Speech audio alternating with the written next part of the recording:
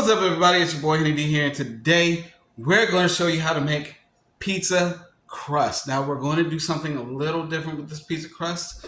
This is going to be a three-part series. This is part one right here, and we're going to break it down to let you guys know how to make your own pizza crust at home. Let's go ahead and get started.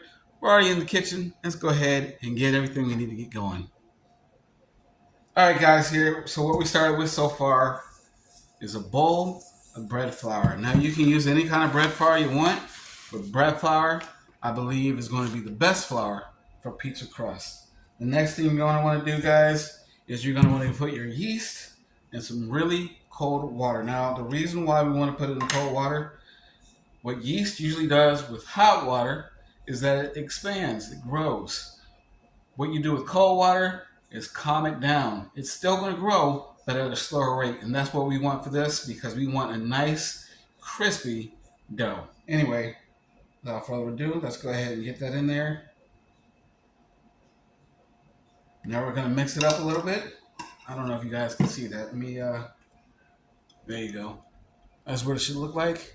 That's the yeast right there on the top. So what we're going to do now is go ahead and mix that in.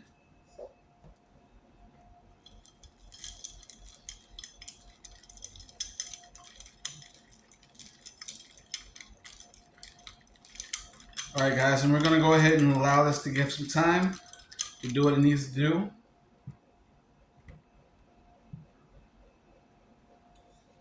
And we'll get back in a second. All right, guys, so we went ahead and put everything in the bowl. We're going to go ahead and put the yeast in there now.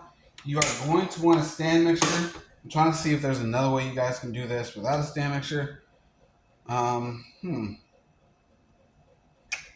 I don't know. There's no really other tricks to this one.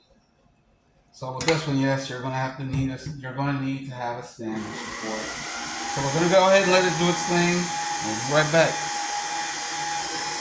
All right, guys, so we got everything mixed up. Now what you're going to want to do is add a little flour to the dough so it's not so sticky. And here's the biggest part of this trick, guys. Now we have to wait for 72 hours before we can actually use this dough.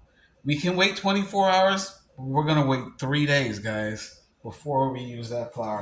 And the reason why, the longer it stays in the refrigerator and the colder it gets, the better it's going to taste, guys. So the patience will pay off at the end of this. I promise you that, guys. So anyway, we will see you on part two.